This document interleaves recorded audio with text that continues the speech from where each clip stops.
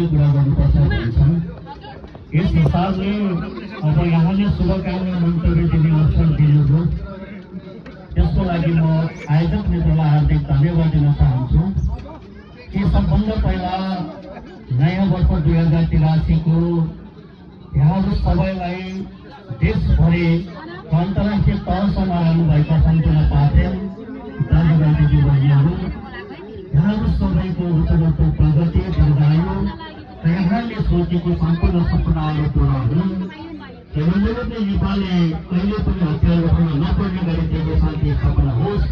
साँच्चीकै बुद्ध भोलिको रूपमा संसारभरि चिनाउने अवसर मिलोस्।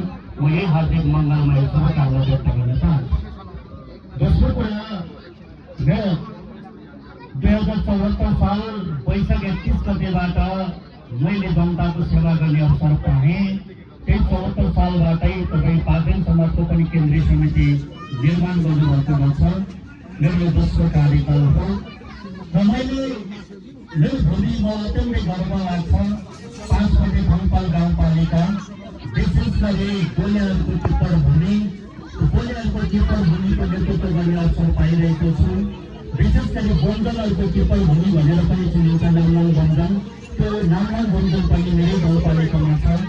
गोलेहरूको ऐतिहासिक राष्ट्रिय सम्मेलन गर्ने अवसर दिनुभयो, स्वागत गर्ने अवसर दिनुभयो। म देशभरिका आदरणीय गोले समाजका तपाईँ सम्पूर्ण महानुभावहरूलाई धन्यवाद दिन चाहन्छु। र त्यसै गरी तामाङ समाजको तेस्रो राष्ट्रिय ऐतिहासिक महाधिवेशन पनि मेरै गाउँपालिकामा यहाँले आयोजना गरेर जो मैले अतिथि सत्कार गर्ने अवसर यहाँले दिनुभयो, त्यसको लागि पनि म तामाङ समाज र पाखुङ समाजका सम्पूर्ण तपाईँ आदरणीय दाजुभाइ दिदीबहिनीहरूप्रति म हार्दिक सेल्युट गर्छु, नमन व्यक्त गर्न चाहन्छु। र त्यो अवसर जोड दिनुभएकोमा म आफूलाई अत्यन्तै भाग्यमानी ठान्दछु। र आज फेरि पनि यहाँले बन्धन कार्यक्रममा मलाई सम्झेर जुन खालको गाउँपालिकालाई प्रशंसा पत्र गरेर सम्मान गर्नुभयो, त्यसको लागि 5 गते थङपाल गाउँपालिकाको 20,000 जनताको तर्फबाट म यहाँको हार्दिक आभार प्रकट गर्न चाहन्छु। धेरै धेरै धन्यवाद दिन चाहन्छु।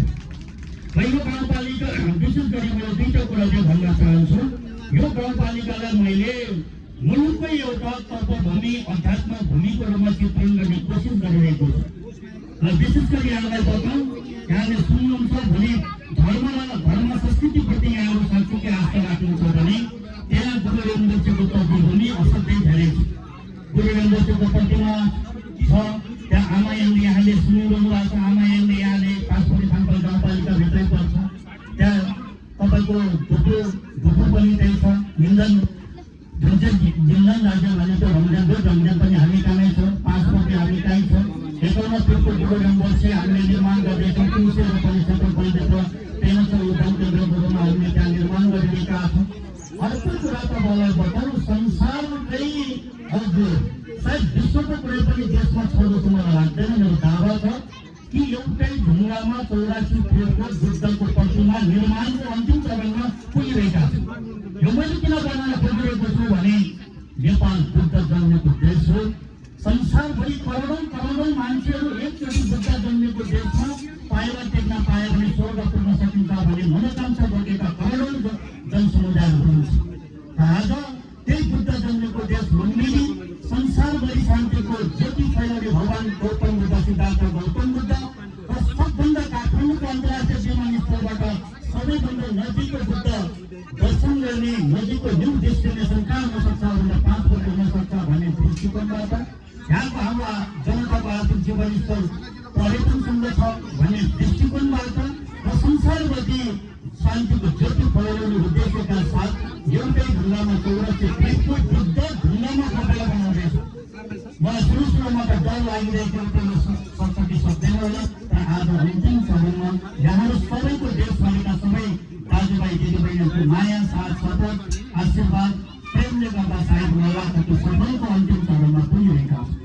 यदि हामी यो संसारभरि अघि सायद तपाईँले सुन्नुभयो पहिला अफगानिस्तानमा त्यो तालिबानले भत्काए, चाइनामा, त्यसपछि जापानहरूमा देख्न सकिन्छ, एउटा पहाडको भित्तामा देख्न सकिन्छ, धेरै देशहरूमा देखिन्छ। तर ढुङ्गा जोडेको देखिन्छ भने एउटै ढुङ्गामा उठेको बुद्धको मूर्ति कहाँ छ भनेर खोजिनिति गर्नुहुन्छ भने मलाई लाग्छ सिन्धुपाल्चोकको गाउँपालिकामा निर्माण गर्दै गर्दैछौँ।